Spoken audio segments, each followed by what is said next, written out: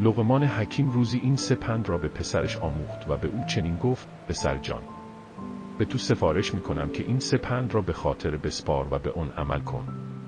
1. راز خود را به همسر خود نگو. 2.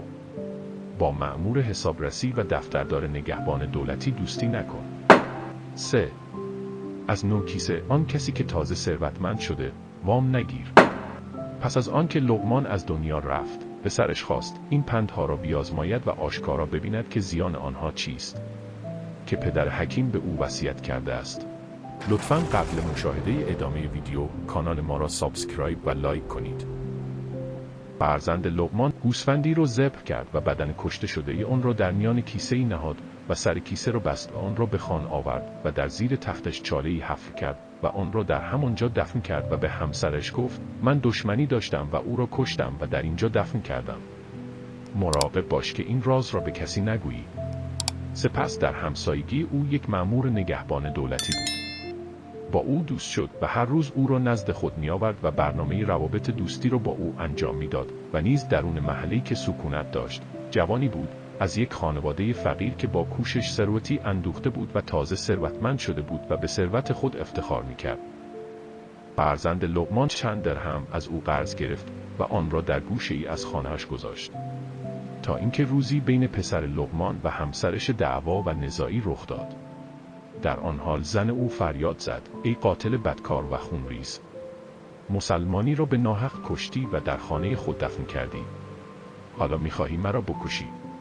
صدای او به گوش همسایه که مأمور نگهبان دولتی بود رسید. با اینکه پسر لقمان با او دوست بود، بیدرنگ رفت و ماجرای قتل را به پادشاه خبر داد. پادشاه فرمان داد که یک نفر قاتل را بیاورد، اما مأمور گفت: من او را احضار می‌کنم. مأمور به خانه پسر لقمان آمد و او را با کمال ذلت و اهانت از خانه‌اش بیرون کشید و برنامه دوستی خود با او را به کلی فراموش کرد و کشان کشان او را به سوی شاه برد. در راه اون شخص نوکیسه پسر لقمان را در آن حال دید، در برابر مردم با شتاب و خشونت نزد او آمد و دامنش را گرفت و گفت: اگر تو را قصاص کنند، مال من تلف می شود. همکنون پول مرا بده. با این برخورد ناجوان مردانه آبروی پسر لقمان را برد. به این ترتیب گروهی اجتماع کردند و پسر لقمان را با اهانت بسیار طرف قصر شاه بردند. هنگامی که فرزند لقمان در برابر شاه قرار گرفت، بین آنها چنین گفتگو شد: تو که پسر لقمان هستی، شایسته نبود که از تو خونریزی و فساد سر بزند. پسر لقمان: من هرگز خون به ناحق نریختم و اصلاً آدمیزادی را نکشتم. مأمور: او دروغ میگوید، بلکه مردی را کشته و جنازه را در خانه‌اش دفن کرده است.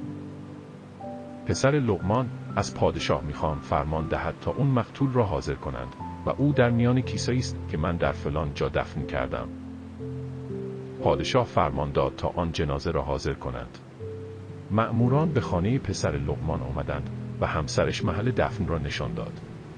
آنها از آنجا خاک برداری کردند، کیسه را از آنجا بیرون آوردند و همچنان سر بسته نزد شاه آوردند. وقتی که سر کیسه را باز کردند، دیدند جسد یک گوسفند است که ذبح شده است. حاضران حیران و شگفت زده شدند. شاه: ای فرزند لقمان، چرا گوسفند را کشته و دفن کرده ای؟ پسر لقمان: پدر من به من چنین وصیت کرد. 1. راز خود را به همسرت نگو. 2. مأمور حسابرسی را به عنوان دوست خود نگیر. 3. از نوکیسه وام نگیر. من خواستم این وصیت پدرم را بیازمایم. وقتی که آزمودم به حکمت و صدق گفتار پدرم پی بردم و برایم روشن شد که سخن او عین حقیقت است و بر هر کسی که این نصیحت را بشنود سزاوار است که راز خود را به همسرش نگوید، از نوکیسه وام نگیرد و با مأمور دولتی دوستی نکند و خانه دلش را از دوستی با نااهل پاک نگاه دارد تا به خوشبختی دنیا و آخرت دست یابد.